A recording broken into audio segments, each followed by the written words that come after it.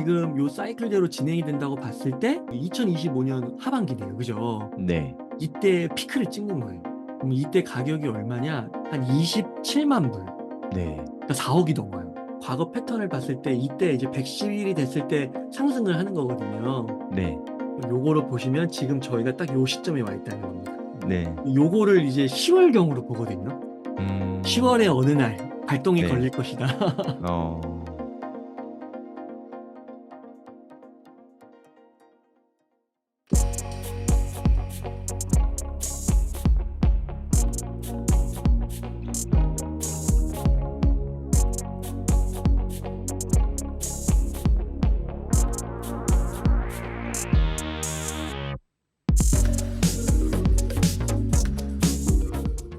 네, 안녕하세요. 성정길입니다. 오늘도 웅달님 모시고 이야기 나눠보도록 하겠습니다. 네, 안녕하세요, 웅달님. 안녕하세요, 대표님. 네, 요새 잘 지내시나요? 네, 잘 지내고 있습니다. 덕분입니다. 비트코인 덕분인가요? 아, 비트코인 오늘 많이 오르더라고요. 네, 오늘 또 다시, 지금도 조금 오르고 있어서, 지금 네, 현재 9월 26일인데, 네, 64,467달러까지, 맞아요. 이렇게 오르고 있네요. 네. 아, 어, 그동안 좀 횡보 기간이 길어가지고, 네, 좀 그렇긴 했는데 또 좋게 생각하면은 또 많이 살 수 있는 기회여서, 음, 오늘처럼 이제 이렇게 좀 오르면 또 네, 수익이 많이 늘어나니까 기분이 좋은 것 같은데, 네, 그 처음 들어오시는 분들은 좀 힘드실 것 같아요. 이 변동성도 크고, 또 네, 공부가 네, 안 된 상태에서 카더라 이야기만 듣고 이러면 네, 이게 불안하잖아요. 그리고 뭐 비트코인이 뭐 역사성이 아주 뭐 오래된 것도 아니고요. 네. 물론 십몇 년 됐다고 하지만 그러니까 그러실 텐데 사실 공부 조금만 해보면은 사실 비트코인 투자만큼 쉬운 투자가 없는 것 같거든요. 그래요. 저한테는 그냥 그렇습니다. 근데 뭐 결과가 좋아야죠. 뭐. 오늘 또 미국의 2분기 GDP 확정치가 나왔더라고요. 오, 몇이에요? 네, 3.0으로 야, 나왔더라고요. 엄청 잘 대박입니다. 나왔어요. 네. 그러니까 그러니까요. 예상치가 2.9% 정도 저번에 이렇게 나왔었잖아요. 근데 확정이 3.0으로. 미국 왜 이렇게 잘하죠? 그러니까요. 그러니까 이게 그러니까 아무도 모르는데 이게 네, 사실 내일 일은 모르는데 또 그 수치가 사실 뭐 조작일 수도 있고 통계 네, 실수가 있을 수도 있고 그건 아무도 모르잖아요. 네, 그리고 뭐 다른 그런 게 또 있을 수도 있는데 저는 그렇게 보는 것 같아요. 저는 뭐 매크로에 대해서 제가 막 전문가는 아니지만 네. 경기 침체가 오더라도 굉장히 마일드하지 않을까. 저는 이제 약간 그런 음, 쪽이거든요. 네, 네. 오히려 빠지면 기회로 더 사야 된다. 음, 그래서 그렇게 사서 조금만 버티면은 이제 앞으로 대대상승, 강세장이 올 거다. 저는 이제 이렇게 좀 내다보고 있거든요. 그래서 저는 지금도 네. 계속 DCA를 하고 있습니다. 웅달님 보면 예전부터 그런 말이 있잖아요. 그러니까 부정주의자는 명성을 얻고 긍정주의자는 돈을 번다. 뭐 이런 이야기가 있잖아요. 네. 웅달님 보면은 어쩜 그렇게 한결같으신지 참 대단하신 것 같습니다. 아유, 아닙니다. 네. 아무튼 강 세장 전망이 단 한 번도 바뀐 적이 없으시잖아요. 그래서, 네, DCA 뭐 작년 이맘때쯤부터 우리가 방송을 꾸준히 했던 것 같은데 네. 그때부터 계속 사고 있습니다. 사고 있습니다. 지금 1년째 사고 맞아. 계시잖아요.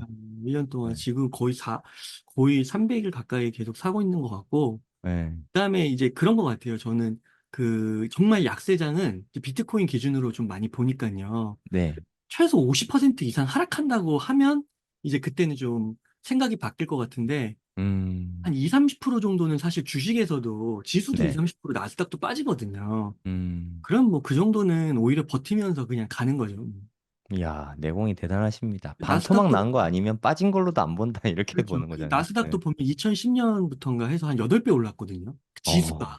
네네. 근데 그 가운데서 이거 잘못 팔았다가는 그걸 다 못 먹은 거잖아요. 네네. 사실 그때 팔지 않고 더 사기만 했어도 음, 사실 그냥 이게 조금 사고 팔고 해서 조금 더 먹을 수 있어도 그 차이는 크지 않고 오히려 그 기회를 잡을 수 있다는 게 저는 더 큰 매력이라고 생각하거든요.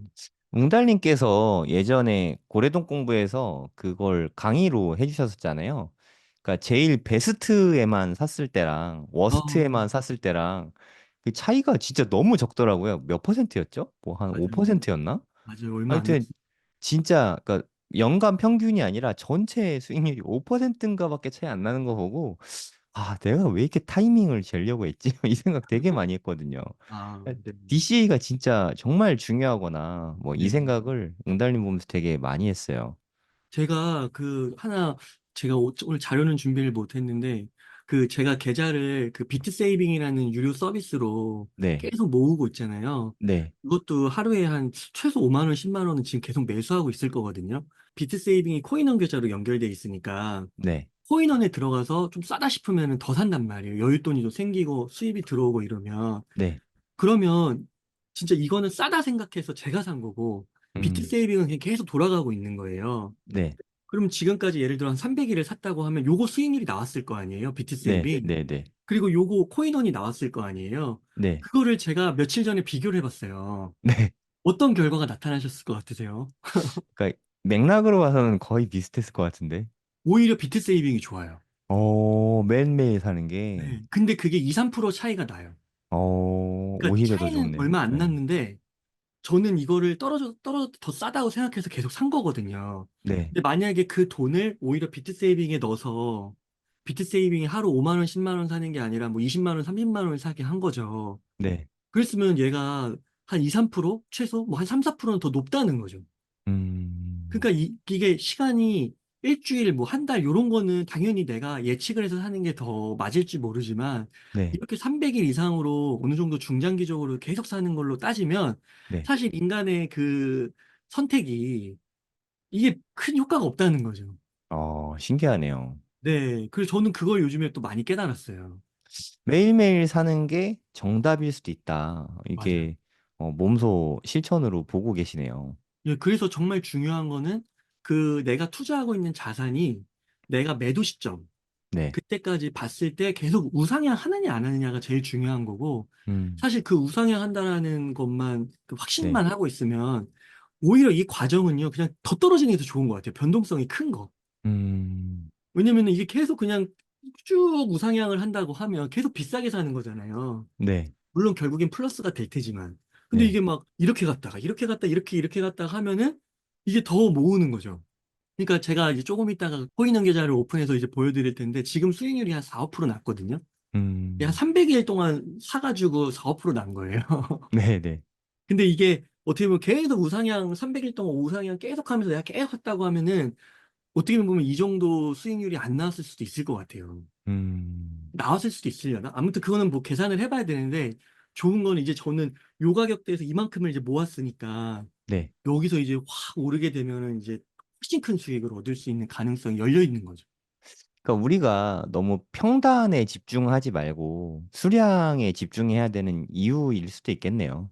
네, 맞아요. 얼만큼 있는지가 중요하지, 뭐, 얼마에 샀냐는 크게 중요하지 않잖아요. 사실 지나고 보면. 맞습니다. 아까 말씀하셨듯이 이렇게 우상향 자산인가가 되게 중요한 것 같아요. 테슬라도요. 네. 벌써 이제 저점 대비 2배예요.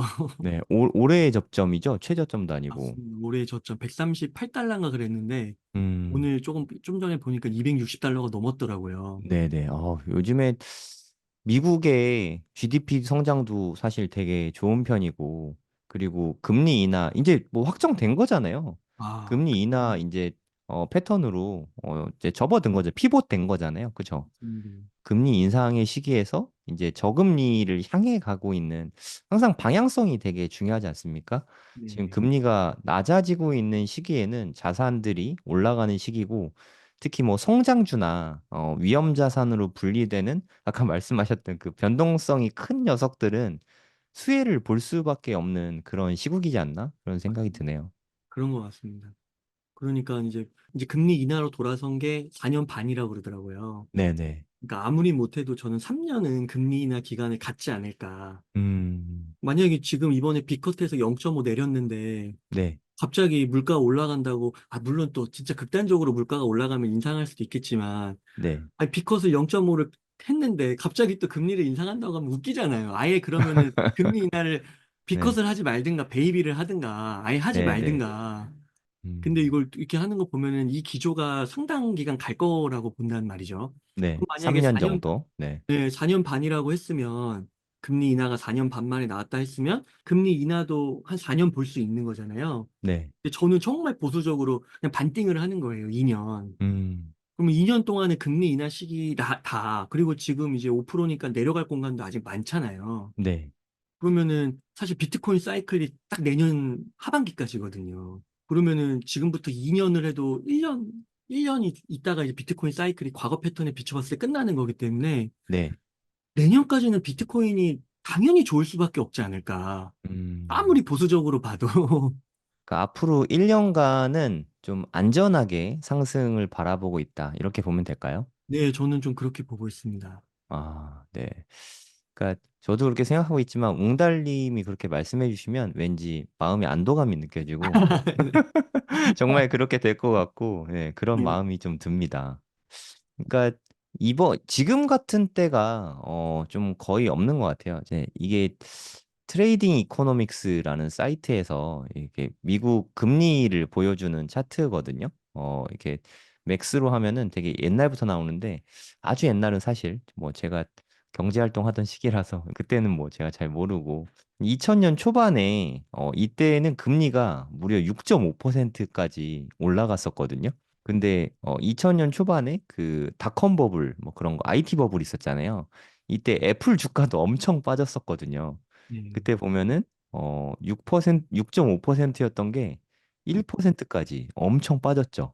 근데 네. 지금은 뭐 다들 기억하고 있지만 이때 엄청난 상승을 네, 가져왔었고 그 대신에 집값이 많이 오르면서 그 서브프라임 모기지 때 이때 또 한번 또 크게 빠졌잖아요. 네.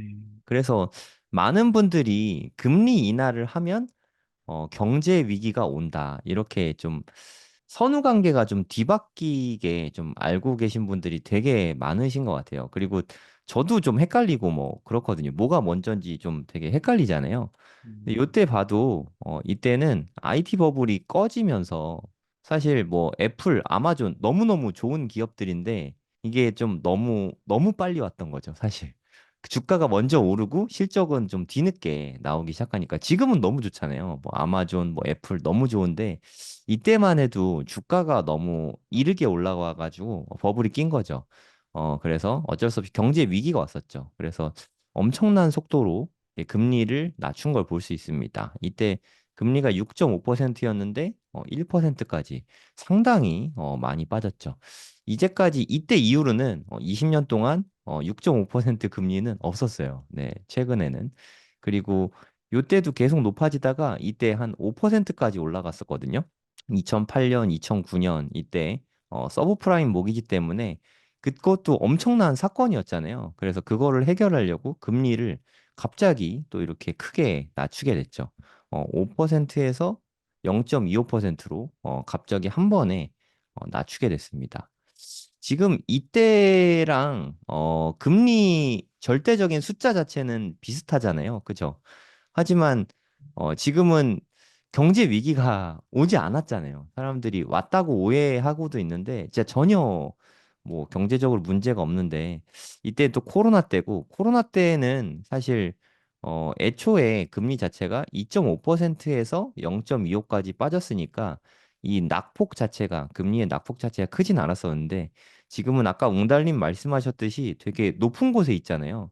5.5%부터 이제 빠지고 있는 건데 경제 위기가 오면은 갑자기 한 번에 빠뜨릴 수 있지만 웅달님 말씀하신 것처럼 경제 위기가 아주 살살 오거나 뭐 연착륙 뭐 이렇게 좀 살살 마일드하게 뭐 리세션이 오면은 좀 천천히 이렇게 한 2, 3년에 걸쳐서 금리를 인하할 수도 있죠. 이제까지 보시면 알겠지만 최근 한 20년 동안 이렇게 천천히 금리를 인하한 적이 단 한 번도 없어요. 그렇죠? 이런 최초의 뭐 이런 걸 골디락스라고 하나요?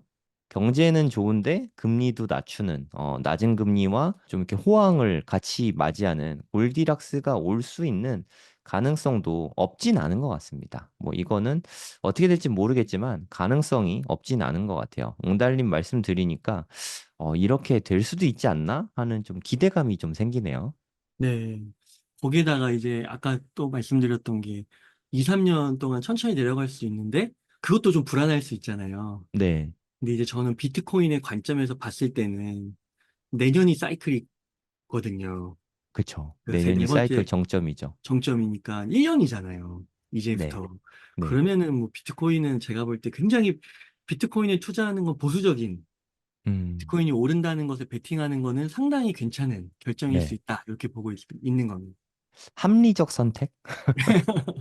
네, 사이클도 그렇고 금리도 낮아지고 그 거인의 정원 책 중에 신민철 네, 작가님의 비트코인 슈퍼 사이클이라는 책이 있잖아요. 맞습니다. 네, 요즘에 읽어보면 소름 끼치게 다 맞잖아요. 그러니까요. 우리 3월 달에 읽었을 때는 이게 책보다 좀 빨라진 거 아닌가라고 생각을 했었는데 네, 지금 다시 읽어보면은 정말 깜짝 놀라는 내용들이거든요. 정말 날짜까지 맞습니다. 그렇게 잘 들어맞을 수가 없거든요. 그런 놀라운 비트코인 참 신기한 것 같아요. 결국에는 정도대로 가고 있잖아요. 원래 네. 사이클대로. 네, 그것도 참 신기한 것 같습니다. 진짜 그 끝날 때까지 끝난 게 아니라고 생각이 드는 게, 네, 그니까 요즘에 이제 저는 비트코인이 되게 그냥 개인적인 느낌입니다. 이건 이제 근거는 없는 거예요. 네, 되게 저는 지금 뭔가 응축되고 있다는 느낌을 많이 받거든요. 음, 그러니까 이게 그 사실 막 20% 30% 폭락할 때 인간이기 때문에 쉽지는 않죠. 네, 감정적으로. 네, 근데 그때 그냥 어쩔 수 없이 그냥 계속 막 돌아가고 있는 거잖아요. 그냥 오토로 사고 있는 것도 있고, 나도 여윳돈 생기면 사고 막 이랬던 거잖아요. 네. 근데 지금 딱 이제 이 시기에 딱 오고, 또 이제 그 MSTR 법인 계좌에서 막 MSTR 사놓고, 근데 MSTR도 이제 어느 순간 플러스로 가 있더라고요. 되게 많이 올랐더라고요. 마이크로 스트래티지. 그러니까 이렇게 돼 있는 걸 보면서 오히려 좋은 거죠. 그 시기가. 되게 음, 고통의 시간이 어떻게 보면 축복의 시간이었던 거예요. 근데 네, 이제 중요한 건 결과의 마침표를 잘 찍어야겠죠. 음, 그러니까 지금은 이제 와, 이 정도 수량이면 됐다. 원래는 제가 그 계좌, 코인원 계좌 오픈하면서 네, 6억이 되는 거를 말씀드린다고 했었거든요. 네, 그러면은 저는 예상이 이제 세 개를 모았으면 참 좋았겠는데, 이게 너무 빨리 가니까 세 개가 모으는 것도 좀 버겁고, 막 네, 1억 넘어갈 때도 계속 샀으니까요. 네, 그리고 이거 세 개를 내가 채울 수 있을까? 음, 이게 좀 아까운 거예요, 마음속으로. 더 사고 싶은데, 네, 그리고 그니까 계속 여윳돈이 생겨야 되잖아요. 네, 네, 근데 이게 어떡하다 보니까 이제 좀 이따 계좌 오픈하겠지만 3.3개가 된 거예요. 네, 3.3개인데 지금 이제 한 4%인 거죠, 플러스가. 음, 그러면은 이제 세개가 하나당 2억이 돼야 6억인데, 네, 3.3개니까 2억이 조금 못 돼도 6억이 될 수 있잖아요. 그쵸. 그러니까 이게 뭔가 그냥 더 좀 여유가 생기는 것 같아요, 이제는. 야, 6억이란 돈이 진짜 정말 큰 돈이잖아요. 네, 이게, 그거를 이렇게 어려운 시기에 모아내서 6억이 되는 것도 정말 의미가 있겠네요. 네. 그 정도는 한번 보여드리면 좋죠, 너무. 저도 한번 네, 해내고 싶고. 네. 이번 이후로는 이제 계좌 공개 안 하신다고. 네, 맞아요. 이번에 이제 2억 딱 되면은 저는 네, 이제부터 그만 공개하고 네, 매도도 할 거라고. 근데 매도를 막 음, 말하지는 않을 거고. 이제 음, 완전 저는 이제 비트코인 관련된 거는 이제 오픈하지 않는 걸로 가서 음. 이제 계속 그렇게 가려고 합니다. 사고 있다, 팔고 있다, 이것도 비밀인가요? 네, 그 정도는 뭐 얘기할 네, 수 있을 것 같긴 한데. 그 정도는, 이제 조금씩은 팔려고요. 뭐, 이 정도는 괜찮지 음, 않을까요? 이게 또, 네, 그래서 그 네, 비트코인을 저는 팔긴 팔 거예요. 음, 그래서 비트코인을 팔긴 팔아서 그러면 그걸 또 현금이 되면은 네, 그거로 이제 비트코인을 또 사는 게 아니라 비트코인을 팔았으니까 비트코인 사는 게 아니라 저는 이제 음, 부동산으로 갈 거거든요. 어. 네, 그래서 이제 부동산 공부도 지금 조금씩 하고 있어요. 근데 그게 되게 중요한 게, 비트코인이 정말 너무너무 좋은 자산이고, 나중에 미래 가치도 정말 좋은 건 맞는데, 전 재산에서 비트코인 비중이 너무 높으면, 이 자산 전체 등락이 너무 크잖아요, 사실. 맞아요. 만약에 뭐 100억 있는 사람이 100억을 다 비트코인 넣어놓으면은 30% 빠지면은 30억이 날아가는 거잖아요. 그거는 음, 정말 심리적으로 너무 압박이 심한 것 같아요. 네, 그거는 네. 진짜 인간의 본성인 것 같아요. 음, 그러니까 아무리 멘탈이 강해도 힘든 것 같아요. 네. 나는 가격 신경 안 써 해도 음, 이게 자산이 좀 많이 집중돼 있으면 저절로 이렇게 관심을 가질 수밖에 없잖아요. 그러니까 네. 조금만 생각해 보면 되는 게, 그 삼성전자, 코로나 때 삼성전자라든지 네. 아니면은 한 1년 전에만 해도 2차 전지 같은 거 생각만 해도 네. 3년, 4년 끌고 갈 거라고 얘기했잖아요. 음, 그리고 계속 떨어지면 더 살 거고, 막 심지어 자녀한테도 증여하겠다고 막 얘기했었는데, 맞아요. 서학개미 막 동학개미 막 이렇게 하면서 근데 네. 안 되잖아요, 그게. 네. 분명히 그 힘들죠. 기간은 있는 3년이라고 했는데도 못 지키잖아요. 음.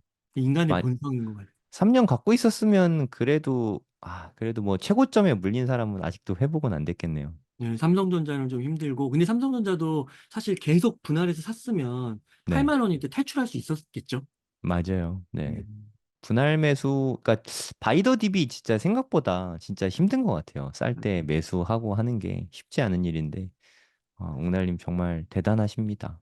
아유, 아닙니다. 저도 그거 못해가지고 이제 유료 쓰는 거예요. 근데 저는 이번에 빅컷을 했잖아요. 옹달님은 빅컷 예상하셨어요? 아니요, 뭐 예상 못했습니다.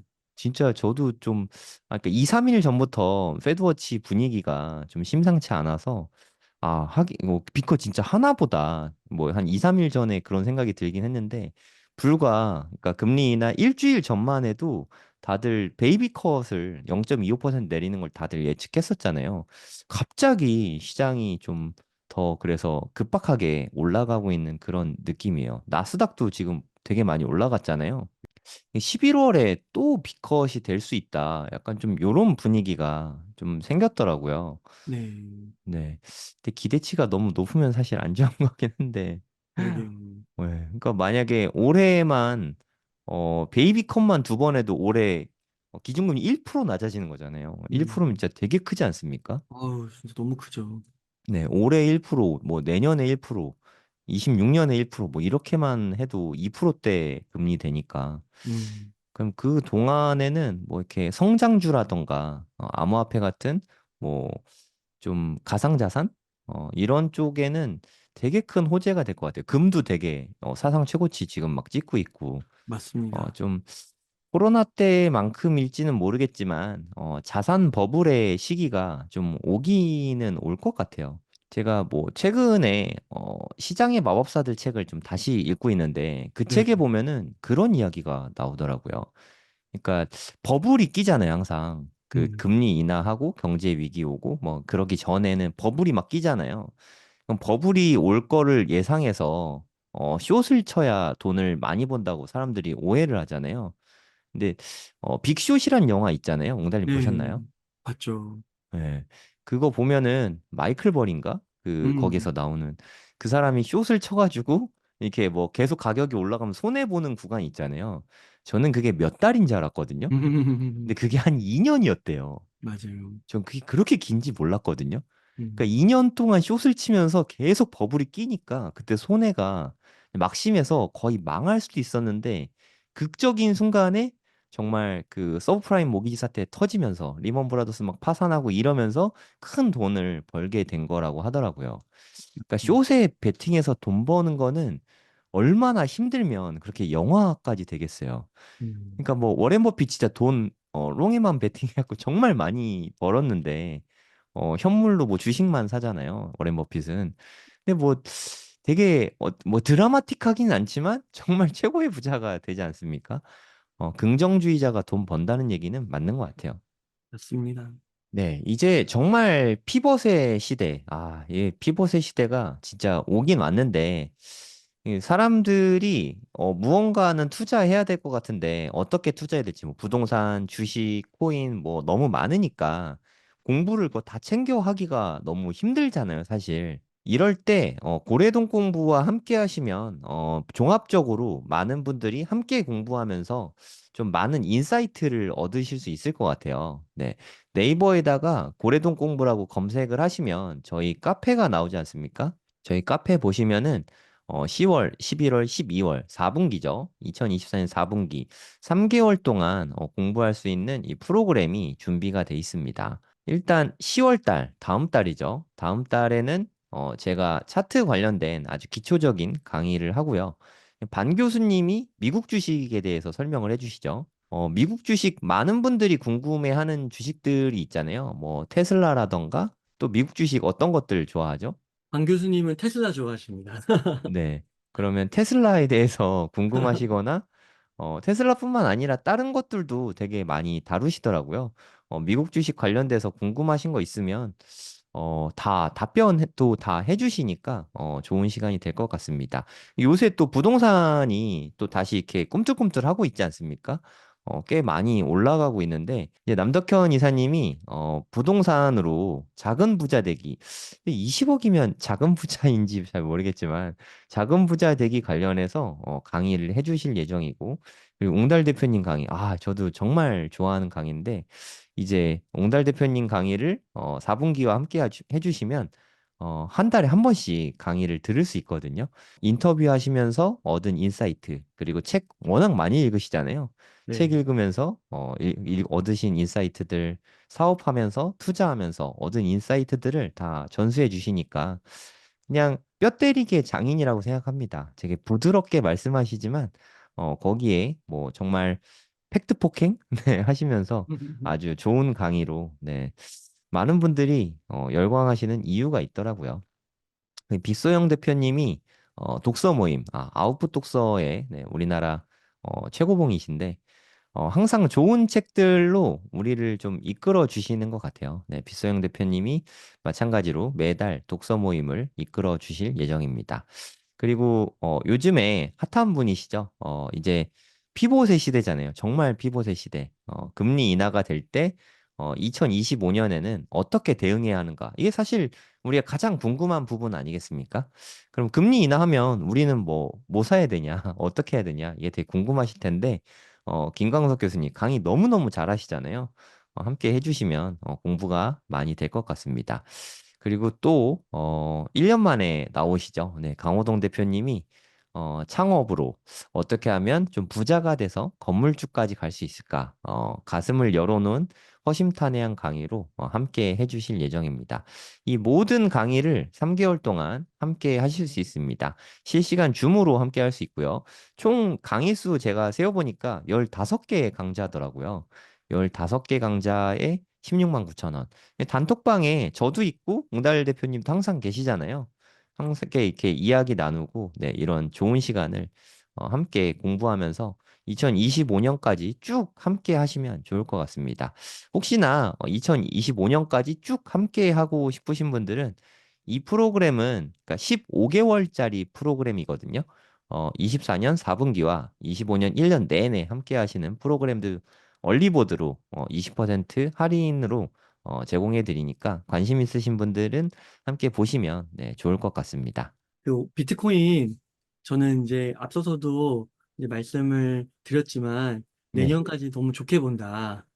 금리 인하가 화폐량을 이제 늘리는 거잖아요. 그쵸. 그래서 그 화폐 유동성과 굉장히 긴밀한 게 바로 금리 인하라고 할 수가 있는데 네, 지금까지 이제 4년 반 만에 이제 금리 인하가 왔고, 그것도 네, B컷이 왔고, 그러면 앞으로 최소 뭐 한 2년, 3년 보수적으로 잡아도 금리가 계속 내려가지 않을까. 그래서 금리 인하의 시대라고 볼 수 있을 것 같고, 정말 보수적으로 금리 인하 시기가 1년만 온다 해도 저희가 이제 비트코인 계속 같이 저희랑 지식을 나누신 분들은 이번 4차 반감기 사이클이 내년 말에 끝난다는 걸 아실 거예요. 그쵸. 그래서 가장 중요한 거시지표인 하나인 금리 측면에 봤을 때도 내년은 당연히 들어가는 것이고 비트코인 반감기 사이클이 내년까지이기 때문에 저는 내년까지는 비트코인을 소량이라도 꼭 담아야 된다라는 음. 것을 강조드리고 싶고 저도 그렇게 실천을 하고 있습니다. 그러면 이제 내년에 저희가 이제 궁금한 게 그거잖아요. 초보 분들은 더더욱 궁금하실 텐데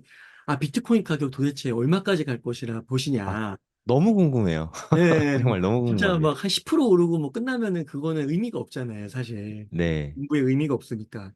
그래서 이 비트코인 가격 예측 모델이라는 게 있습니다. 네, 그래서 이제 많이 거론이 되는 게 파워로우라고 해서 이제 이걸 한글로 번역하면 몇 법칙이거든요. 네, 그래서 이 비트코인의 가격이 되게 자연스러운 그런 현상들과 일맥상통한다는 거예요. 그게 음, 전제예요. 네, 그래서 그 모델의 전제에 입각을 해서 미래 가격을 예측하거든요. 그럼 음, 여기서의 자연현상은 뭐냐? 그냥 이런 겁니다. 혹시 그 경제학에서 파레토의 법칙 같은 거 네, 네. 들어보신 분이 있으실 거예요. 많이 유명하니까. 예전에 그 2080 치약 있어서 그때 많이 유행했던 것 같아요. 그렇구나. 그러니까 이탈리아에서 자산가들의 그 상위 20%가 이탈리아 전체 자산의 그 80%를 갖고 있다라는 거거든요. 네, 그러니까 이게 뭔가 이렇게 똑같이 갖고 있는 게 아니라 소수의 사람들이 많이 갖고 있다라는 거예요. 네, 근데 이게 그 어디를 가나 그 비슷비슷하게 나타난다는 거죠. 예를 들면은 한 반에서 공부 잘하는 애가 이제 20% 상위 20%와 하위 80%가 있는 거예요. 네, 그러면 이제 A라는 반에서 1반이라고 할게요. 1반에서 20명을 뽑은 거예요. 100명인데. 네, 그리고 2반에서도 20명을 뽑은 거예요. 공부 잘하는 친구들. 네, 그렇게 해서 한 5개 반에서 공부 잘하는 20명만 모은 거죠. 네. 그러면 그 가운데서도 2대 8의 법칙이 나타난다는 거예요. 오, 그렇게 해서 막 이거를 계속 뭐 늘려갈 수 있겠죠. 전국 단위로, 뭐 국가, 아시아 단위로, 막 전 세계 단위로. 네, 그러면 결국 거기도 2대 8이 나타난다는 거죠. 어, 그 열심히 일하는 거 회사도 마찬가지인 거예요.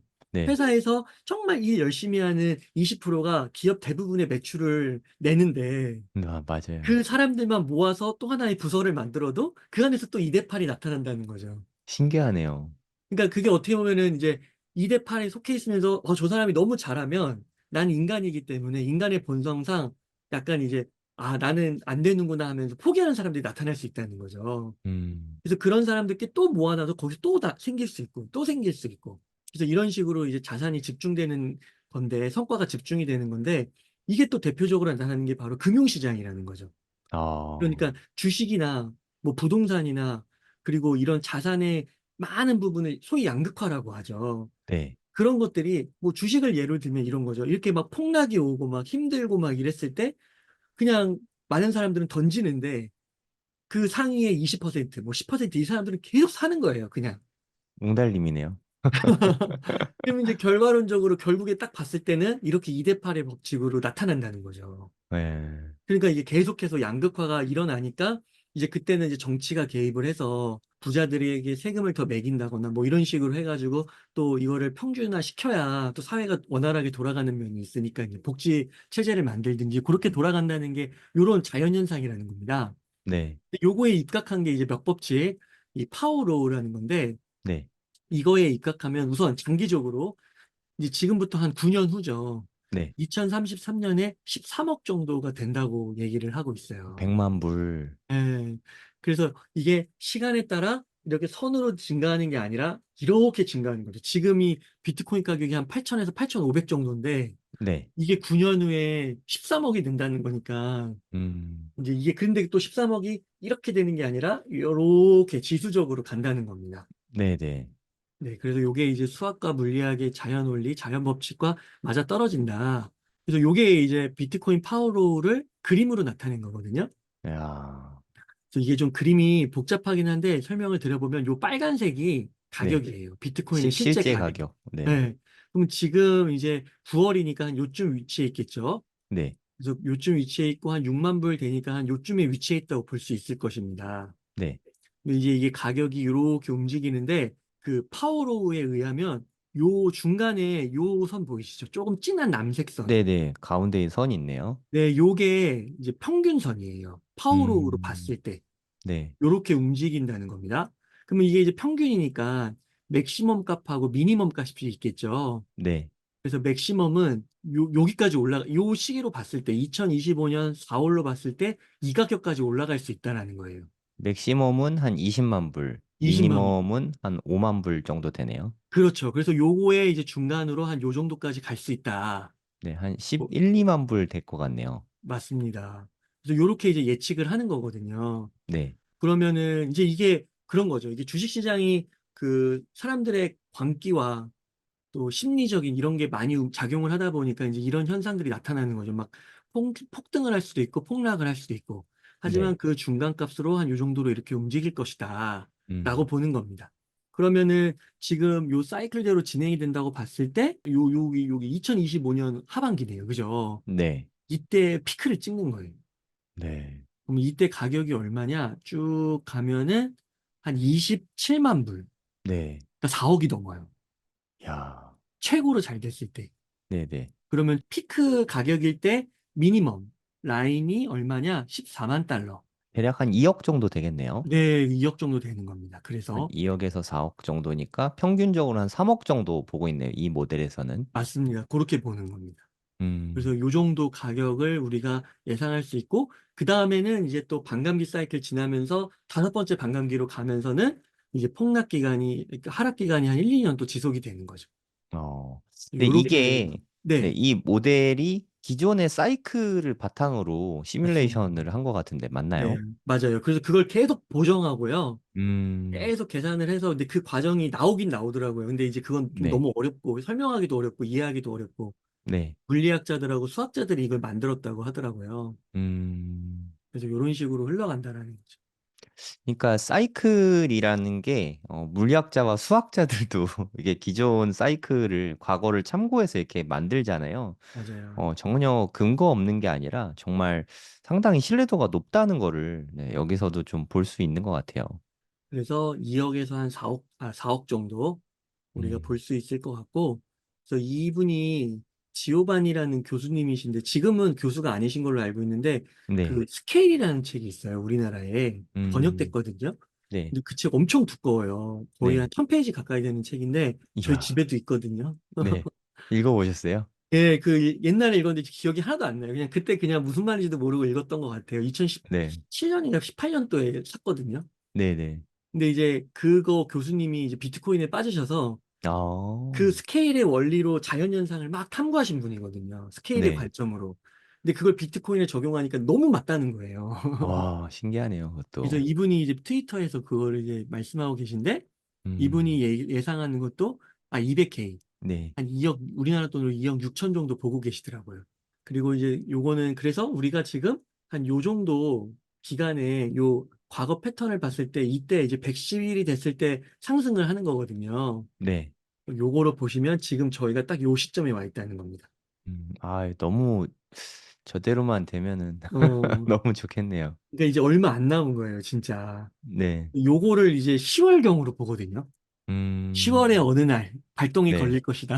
어, 그래서 이게 뭐 10월 될지 11월이 될지 또 뭐 약간의 오차는 있을 수 있겠지만 아무튼 이렇게 가서 2억에서 4억 정도까지 우리는 바라볼 수 있다. 네. 요게 이제 비트코인 파워로우가 말하고 있는 미래 가격입니다. 비트코인이 진짜 오르기 시작하면 무섭게 올라가잖아요. 맞아요. 진짜 네. 무섭게 오릅니다. 그래서 타이밍 잡는 게 비트코인은 진짜 오히려 더 위험한 것 같아요. 그냥 맞아요. 보유하고 있어야지 샀다 음, 팔았다 하면은 내가 팔고 있던 기간에 갑자기 급등하면 진짜 낭패일 수 있잖아요. 그냥 쭉 맞습니다. 가져가는 게 좋은 것 같습니다. 그래서 또 가격 예측 모델이라고 하면 또 유명한 게 플랜 B라는 분의 네, 이제 그쵸. 가격 진짜 유명하죠. 스톡 투 플로우라고 해서 S2F 모델이 있거든요. 네, 네, 근데 이제 이분이 다 맞추다가 진짜 다 맞췄거든요. 네, 그 비트코인 400만 원 이하일 때 그때도 막 4만 달러인가 막 넘는다고 얘기했는데 진짜 4만 달러가 넘은 거예요. 맞아요. 네, 10배 그때부터 오른 거죠. 진짜 선풍적인 인기를 끌었었죠. 완전 신이 됐었거든요. 근데 2021년 이분이 막 이럴 때. 1억 간다고 했었는데 1억을 못 갔잖아요. 네, 그게 2021년 12월에 음, 본인이 예상한 거랑 틀려가지고, 네, 그때 음, 좀 신의를 많이 잃었었던 것 같아요. 맞아요. 이분이 또 최근에 이제 그 가격 예측을 이제 얘기를 했는데 이게 꼭 맞다는 아니다. 여기 단지 시나리오일 뿐입니다. 이렇게 강조는 하셨더라고요. 네, 저스트 시나리오. 네, 근데 한번 보시면 10월에 이제 펌프가 온다. 많은 음, 분들이 동의하시는 것 같아요. 네, 그래서 이제 7만 달러가 되는 거고, 네, 11월 달에는 이제 트럼프가 이길 것이라고 보시더라고요. 음, 그래서 이때 트럼프가 되는 순간 이제 10만 달러로 가는 거고요. 네, 그다음에 12월부터 이제 ETF의 유입이 엄청나게 늘어나면서 음, 150K가 가고, 그다음에 1월부터는 이제 일반 사람들도 막 회사들도 막 더 막 미국으로 돌아오고 막 비트코인을 사기 시작하면서 벌써 여기서 이제 20만 불이 넘는 겁니다. 그다음에 여기서 2월에 이제 여기 떨어지잖아요. 150K로. 네, 근데 요즘에 보니까 트위터에서 이 플랜 B하고 지오반니 교수하고 논쟁이 붙었어요.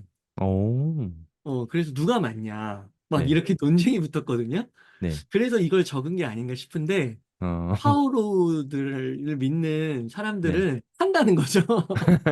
이제 200K 어, 됐으니까 이제 어, 매도한다 그런 어, 뜻인가 보네. 예, 그러니까 이게 떨어진다 이렇게 본 거예요. 네, 네. 그러니까 이게 약간 재밌네. 장난식인 것 같아요. 난 저게 무슨 뜻인지 몰랐거든요. 예, 파오로 크루가 판다? 파오로가 누구지? 했었는데, 예, 지오반 교수 쪽이었구나.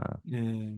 그래서 3월에 이제 또 부탄, 아르헨티나, 막 두바이, 이 사우디 네, 자금이 이제 들어오는 거죠. 네, 아랍 자금이 들어와서 이제 여기 이제 30만 가고, 네, 그다음에 트럼프가 또 전략적 비축 시작하면서 40만 되고, EU 같은 데서 중국 같은 데서 질 수 없다 들어와서 50만 K 되고 이런 네, 식으로 된다는 거고 그다음에 여기서 이제 중요한 게 7월부터 이제 12월까지는 네, 이게 바로 얼굴이 녹아내리는 포모. 그러니까 비트코인 음, 너무 날아가니까 네, 하나도 없는 사람들이 완전 포모.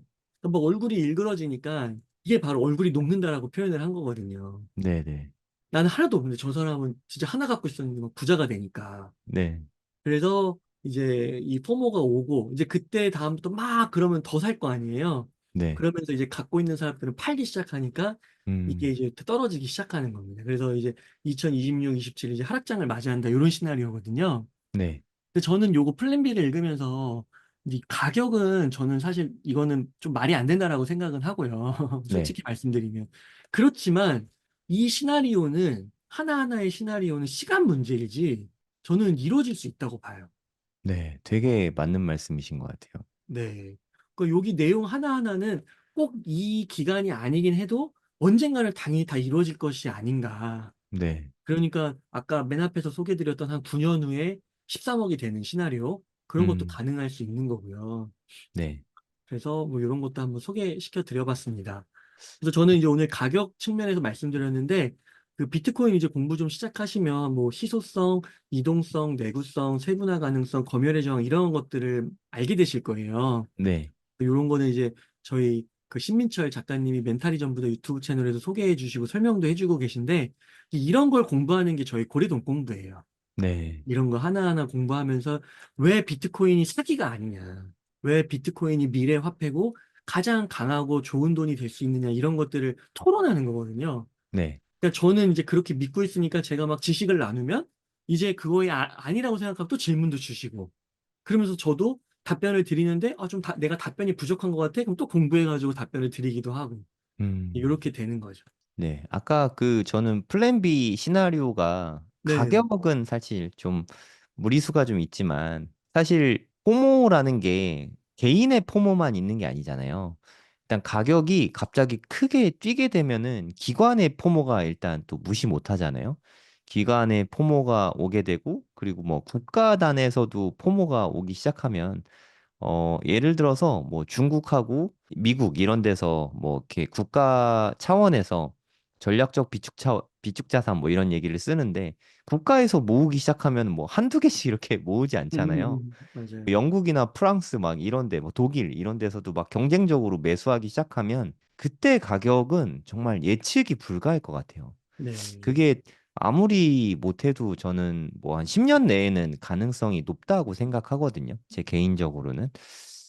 그래서 한 뭐 못해도 10년 정도 보유 물량은 일단 조금이라도 좀 장기 보유를 하는 게 여러모로 좋지 않을까 하는 생각도 듭니다. 이게 음, 다 실현이 되면 진짜 아예 없으면 0.1개라도 있으면 기분 좋은데 아예 없으면 정말 얼굴이 녹을 수 있지 않을까 그런 생각이 음. 드네요. 그 유튜브 영상 중에요. 네. 그 캡틴 따거라는 분이 계시거든요. 음, 그 형님. 아, 네. 중국 여행 하시는 분이면서 네. 여행 유튜버신데 그 어렸을 때부터 상하이에서 상하이 국제학교 출신으로 공부를 하셔가지고 아, 한국 분이세요? 한국인이신데 중국말을 엄청 잘해요. 음, 근데 그분이 한 일주일 전인가 영상 하나 올린 게 상하이에 중국인인데 네. 상하이에 거의 제일 좋은 아파트에 사는 중국인을 만나는데 비트코인 10만 개를 갖고 있는 거예요. 10만 개요? 거의 뭐 국가 단위. 예. 그래서 그분을 이야, 만나서 인터뷰를 그분 얼굴도 공개했어요. 10만 개. 대박인데요? 예, 나중에 한번 캡틴 따거라고. 캡틴 따거. 근데 이제 그 영상을 많이 보셨나 봐요. 오늘 제가 인터뷰를 하면서 네. 그 게스트분들 중에 그 비트코인 관심 없는 분들 주식을 하시니까 음, 내재 가치가 없고 막 이런 거, 뭐 재무제표도 못고 뭐 가치 평가를 어떻게 할 수 있냐 이러면서 비트코인 불신하고 이렇게 못 모은다, 뭐 자기는 못 사겠다, 근거가 네. 없으니까 그렇게 네. 얘기하시는 분 있었는데 그 영상을 보셨다는 거예요. 음, 그래서 생각이 바뀌셨대요. 어, 근데 거기서 이제 그 부자분이 얘기하시는 게 뭐냐면 너의 생각이 중요한 게 아니라 음, 비트코인이 어떻게 움직이고 실제 어떻게 돌아가고 있는지를 봐야 된다고. 네네. 2014년에도 비싸다고 해서 안 샀는데 오르지 않았냐. 음, 2017년에도 비싸다고 했는데 그리고 아무런 가치 없다고 했는데 이렇게 되지 않았냐. 네. 20년에도 그랬고 21년에도 그랬고 24년에도 그렇게 될 것이다. 그래서 그런 걸 얘기하면서 너의 그 사고, 생각을 완전히 뒤집어야 된다. 이런 비슷한 맥락의 발언을 하거든요. 진짜 현자네요, 현자. 네. 그래서 그 말이 그냥 뭐 비트코인이 뭐 내구성이 있고 뭐 모빌리티가 있고 이런 백마리 말보다도 그게 더 와닿았다고 그러더라고요. 네. 그냥 다른 거 다 떠나서 가격이 계속 높아지는 상품은 갖고 싶다는 생각을 자극한다고 생각하거든요. 네. 뭐 예를 들어서 강남의 빌딩 같은 거 지금 가격이 계속 오르잖아요. 강남의 빌딩 솔직히 수익률 되게 안 좋거든요. 그러니까 수익형으로 생각하면은 수익률은 별로지만 시세 차익형으로 생각했을 때 가격이 계속 올라가니까 일종의 사치제인 거죠. 그러니까 럭셔리 굿즈 같이 되면 갖고 싶잖아요. 희소성이 있고. 그러니까 상품의 다인 것 같아요. 강남의 한강병 아파트 뭐 이런 거 희소성이 있으니까 사실 되게 비싼 거지. 그 자체만으로 보면 무슨 집값이 이렇게 비싸라고 다들 생각하잖아요. 저는 그냥 비트코인도 똑같은 것 같아요. 가격이 계속 오르니까 그리고 희소성이 있으니까 살려는 사람들은 앞으로 점점 더 늘어나겠죠. 어찌됐든 더 많은 사람들에게 계속해서 전파가 되니까 그러면 가격이 올라가는 건 좀 자연스러운 이치인 것 같습니다. 맞습니다. 네. 그래서 요게 이제 오늘 제 계좌입니다. 야, 5%네요. 4%가 3.337개. 아니고 5%네요. 어, 네. 그래서 5%가 됐고 5%인데 그래도 1,400만 원이잖아요. 야, 그러니까 개수가 그동안 되니까, 열심히 네, 모았습니다, 진짜. 네, 그래서 이게 이제 6억이 되는 거를 네, 이제 보여드리려고 하는 겁니다. 네. 지금 한 3억이 조금 안 되는 가격이네요. 맞습니다. 2억 7천 샀네요. 네, 평가 금액은 한 2억 8,500인데, 음. 6억이 되면 뭔가 이벤트 같은 거 하나요? 뭐 이벤트 모르겠네요. 아직 생각을 안 해봤네요. 그런 거. 네, 한번 생각을 한번 해보시죠. 네. 그- 근데 6억이 이 계좌가, 매수를 계속 하고 계신 거죠, 지금도? 네, 오늘도 샀습니다. 네, 오늘도 알아서 비트 세이빙에서 다 사고 있어요. 이러면 6억이 금방 되겠는데요? 한 4개까지 모은다고 치면 아, 1억 네. 5천이면 6억 될 아, 테니까. 근데 내게는 돈이 없어서 못 먹을 것 같아요. 이제는 진짜 거의 맥스로 다 차가지고 이제는 진짜 하루에 몇만 원씩 사는 예. 게 한계지 않을까 싶어요. 그러니까 이게 진짜 투자자들의 숙명인 것 같아요. 되게 가난하게 사는 거?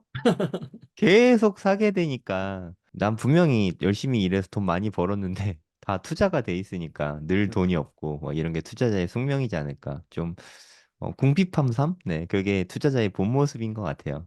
맞습니다. 그래서 이렇게 소액이라도 저는 이제 많이 그래도 이제 2억 7천 정도 샀으니까 적지 않은 돈이잖아요. 엄청나죠. 네. 네, 근데 소액이라도 계속 좀 매일 샀으면 좋겠다라고 생각하는 게 지난 네. 시간에도 한번 말씀드리긴 했는데 이 포트폴리오에 비트코인을 단 1%만 담아도 네. 5%만 담아도 이 수익률이 진짜 크게 달라진단 말이죠. 음. 그래서 이거를 이제 보여드렸는데 이제 이거예요. 이제 저뿐만 아니라 제가 이렇게 주장하는 게 아니라 찾아보니까 이미 이렇게 주장하고 있는 월가의 유명한 펀드 매니저들, 네. 애널리스트들, 뭐 전략가들이 많은 거예요. 음. 그러니까 1%는 담으라는 거예요, 최소. 네. 왜냐면 앞에서 이거 봤듯이 단 1%만 담아도 한 4, 500만 원? 뭐 많게는 거의 뭐 2배 가까이 이렇게 올라가잖아요, 수익률이요. 네. 그러니까 여기 이거예요. 자산의 1%, 1에서 5% 정도만 투자해도 비트코인 가치가 만약에 진짜 0이 된다 해도 이거는 위험이 거의 없다 싶다는 거죠. 네. 근데 포트폴리오의 단, 비중이 적으니까. 네, 근데 1% 때문에 이렇게 수익률이 올라갈 수 있다면 이거는 그냥 눈 감고 담아야 되는 거 아니냐. 그래서 이 피델리티에서는 이렇게 얘기를 하는 겁니다. 굉장히 큰 자산운용사 세계 2위, 3위를 하는 걸로 알고 있는데 네. 이렇게 얘기해요.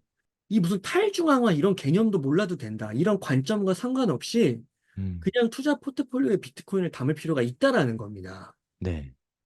왜냐면 너무 효과가 좋으니까. 그래서 1에서 5%가량 편입할 것을 권했다라는 것이에요. 그래서 실제로 피델리티에서는 이 말을 이제 실천하기 위해서 올인원 자산 배분 펀드라는 걸 출시했어요. 네. 이게 이 상품이 비트코인 현물 ETF를 담는 거거든요. 네. 근데 이제 1%에서 3%를 담는 거예요. 음. 근데 이 올인원 자산 배분 펀드가 되게 보수적인 상품이다라고 분류가 된대요. 네. 근데 이 보수적인 자산 배분 그 ETF 상품의 1%를 보유하게 된 거죠. 음, 그러니까 보수적인 상품조차도 이제 비트코인을 담기 시작했다라는 겁니다.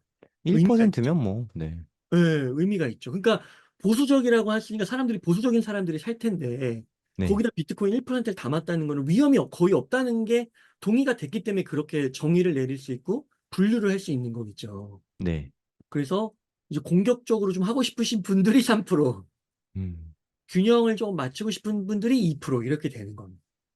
그리고 제가 네, 지난번에 썰틴F 2분기 거 나왔었잖아요. 네, 그 봤더니 무려 한 1600개의 기업인가? 비트코인 현물 ETF를 조금이라도 다 담고 있더라고요. 어, 네, 이제 1600개면 진짜 엄청난 수잖아요. 물론 네, 상장사가 되게 많긴 하지만 그냥 그런 걸 생각해 봤을 때 이제 좀 0에서 1로 가는 단계까지는 이제 분명히 온 것 같아요. 맞습니다. 지금은 뭐 1% 정도를 이야기하는 좀 단계이긴 한데 시간이 가면 그게 비중이 계속 늘어나지 않을까 싶거든요. 그래서 여기 보면은 암호화폐 사람들 회사들이 미국으로 돌아와서 비트코인을 샀다. 1600개 기업들이 사기 시작하면 네, 그리고 진짜 이 소량만 담았는데도 이렇게 수익률이 좋으면 네, 그게 기하급수적으로 붙겠죠. 맞아요. 그러면 저희가 맨 앞에서 얘기했던 이 자연현상 2대8의 법칙, 네, 1대9의 법칙, 5대95의 법칙 이런 식으로 되겠죠. 음, 그러니까 이 오태민 작가님이 얘기하시는 게 미래는 이렇게 된다는 거예요. 네, 전제야. 그냥 1대9가 되는 거야. 네, 그러니까 알밖에 하라고. 부자들이 미리, 어차피 들어올 거니까. 네, 어떤 일이 있어도 팔지 말고, 팔지 말고 우선 알밖에 해놓으라고. 한 네, 개만. 네, 0.5개만. 저희 네, 지난 시간에 0.1개만이라도 알밖에 하라고 했잖아요. 네, 0.1개 좋은 것 같아요. 그렇게 알밖에 해라. 라는 것입니다. 그래서 이렇게 이제 담아가지고 여기에 대해서 이제 이러한 현상이 미국 포트폴리오의 기준이 된다면 단 1% 담는 음, 게 와우 나온다는 거죠. 왜냐하면 다른 막 보수적인 그런 기관들, 상품들도 출시될 거고 더 담을 거기 때문에. 네. 실제로 이제 이 기사 밑에는 이제 그런 얘기들이 나와요. 위스콘신 주정부에서 담았다. 연기금 같은 거죠. 그러니까 네, 뭐 맞습니다. 퇴직연금이었나? 뭐 거기서 담은 것 그리고 같아요. 최근에도 말씀하신 노르웨이 연기금도 담고요. 음, 우리나라 국민연금은 이제 MSTR을 담고 이렇게 되는 거죠. 야, 진짜 1년 사이에 너무 급변하고 있어 정신이 없어요, 정말. 음. 지난 그래서 1년 만약에 동안. 이게 네. 5%까지 늘어나면 어떻게 되냐? 음, 그러면 이제 BTC 가격은 40만 달러가 된다라는 겁니다. 이 네. 시뮬레이션을 돌렸더니. 음, 그러면은 6억이에요. 거의 야, 6억. 네. 5, 6억. 그래서 이렇게 했는데, 여기 보니까, 기관 운용 자산 중에서 이게 129조 달러나 되는데, 네. 5%만 담으면 40만 달러가 되고, 시청도 7조를 달러를 돌파하게 되는데, 네. 만약에 5% 이상을 할당할 수도 있겠죠. 네. 쭉쭉쭉 늘어서 2030년까지 이렇게 계속 늘어나게 되면은 380만 달러에 이를 수도 있다. 380만 달. 이게 이제 캐시우드 언니가 얘기한 거라 조금 네, 좀 세죠. 센 편이 있긴 한데 아무튼 네. 한 10억까지는 저도 갈 수 있지 않을까라고 생각하고 있습니다. 네. 한 70만 불 정도 되면 한 10억 정도 되는 거잖아요. 네, 그게 시간의 문제이지 않을까요? 뭐 10년이 걸릴지 뭐 20년이 걸릴지 모르겠지만 시간의 문제지 되고 안 되고의 문제는 아닌 것 같아요. 맞습니다. 네, 너무 좋은 것 같습니다. 일단 시기적으로 투자를 안 하는 것보다는 하는 게 좋은 시기라는 생각이 좀 많이 들고요. 미국 경제는 되게 좋은데 금리를 좀 세게 팍팍팍 인하하고 있는 그런 시기에 우리가 현재 있잖아요. 이런 시기는 제가 경제 활동을 하면서부터는 솔직히 한 번도 없었거든요. 어, 웅달님은 있었어요? 아니 저도 투자를 거의 본격적으로 한 게 2020년이에요. 음, 그러니까 저는 저도 투자 옛날부터 투자를 저도 하기는 했는데 에, 이렇게 경제 위기가 아닐 때 이게 금리를 막 낮춘 적은 진짜 한 번도 없었거든요. 음, 이럴 때는 진짜 어떻게 되지 하면서 좀 궁금하기도 하고 설레기도 하고 기대도 되고 좀 그렇거든요. 맞습니다. 네, 이럴 때는 그래도 좀 속는 셈 치고 몰빵은 안 하더라도 그냥 일부만이라도 뭐 부동산이나 코인이나 주식에 좀 적절한 전략을 세워서 투자하면 좋지 않을까 하는 생각이 좀 많이 듭니다. 네, 맞습니다. 그 저는 진짜 요즘에 아직 가격도 많이 안 올라갔고 1억에서 한 15% 빠졌는데 그냥 아침에 일어나면 아 감사합니다 이렇게 되더라고요. 오, 신앙이 있으니까 뭐 네, 기도는 이게 수시로 하는데 네, 어떻게 하다가 이렇게 됐을까?